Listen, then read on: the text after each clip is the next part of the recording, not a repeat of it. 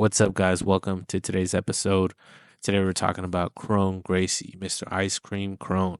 He is making his UFC return on December 7th for UFC 310, and his opponent is Mr. Bryce Mitchell.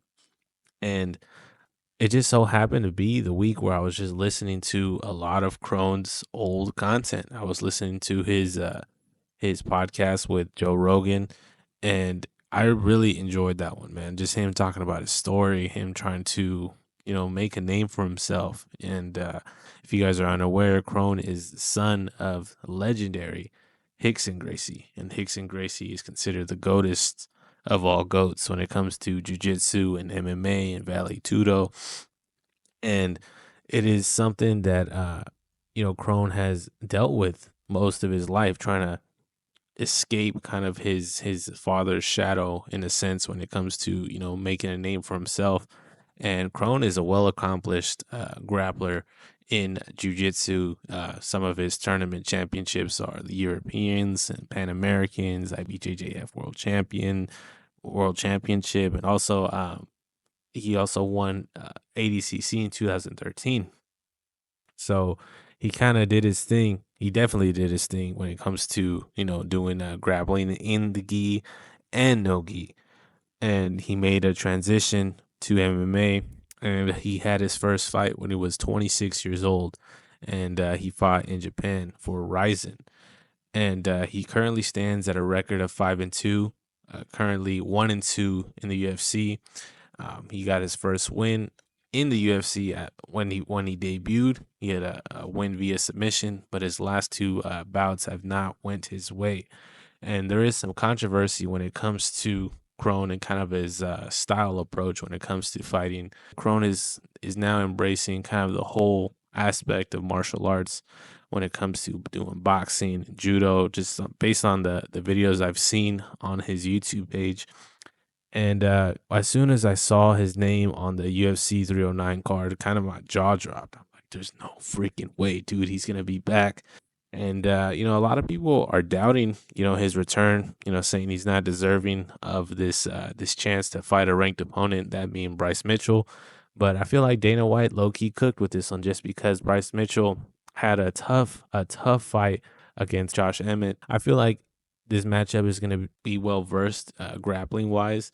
And for grappling fans, I think all of us would want to see, Kron do his thing. Who doesn't want to see a Gracie back in action doing his thing in the UFC? So with that being said, there's lots of, comparisons about, Kron and is he good enough? Can he be well-versed in this, fighting game and be up to date? And I think he definitely has a chip on his shoulder trying to prove others wrong. A lot of people, have something to say regarding the old school jiu-jitsu approach, because he does stick to the traditional Gracie system, focusing on closed guard, headlocks, back takes. And that was kind of like the early UFC days. And now definitely very, very interested how he's going to, adapt to kind of the new style of fighting. And very, very excited. And it's just, it seems like Kron's relationship with the media is also something that is different from most fighters. A lot of people really embrace the media and they kind of develop a persona and a character when it comes to, talking to the fans or having a relationship with the camera. It seems like Kron really, he doesn't really enjoy that type of stuff, the media stuff too much. So it seems like he has a different approach based on what I've seen. I'm very curious on how this is going to play out. But once I saw, Kron Gracie coming back, I think he did replace the Nick Diaz fight. Let me make sure. Nick Diaz was supposed to fight Vicente Luque at UFC 310, but it seems like, they had a quick replacement. And Kron, I'm excited to see him do his thing. So maybe, hopefully we see some good jiu-jitsu, maybe some leg locks, some ankle locks, some guillotines. And just know your boy is definitely going to be on top of that. And I feel like I really wanted to make this video just because I'm a big fan. I'm a big fan of jiu-jitsu, big fan of Gracie jiu-jitsu and kind of the expansion of how it's developed and kind of the lineage and how the Gracie family has done wonders for MMA in total. So really, really interesting how this is going to play out. I know a lot of people weren't feeling Kron Gracie's fight against Cub Swanson, and it wasn't pretty, to say the least, man. It seemed like Kron was taking a lot of shots, and it was rough in there. And especially, being a jiu-jitsu fighter and just doing a stand up, it's like these guys have been training for years and years and years of just purely stand up.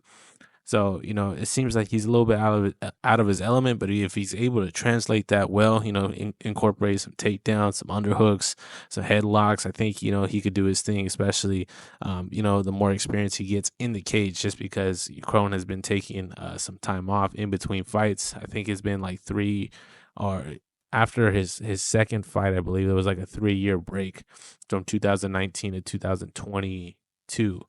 So there has been some breaks in between. So hopefully we could see something, a new version of Kron, and something that I think a lot of us would like to see. So thank you guys for watching today's episode. We do videos like this, so we have like a nice rest day or something we're able to talk about. But we have plenty of fights that that that come along. We also have Peter Yan against Figueiredo. So that's going to be a good one as well. That's going to be this weekend. No one's talking about that. No one's talking about that. And, we got some good fights.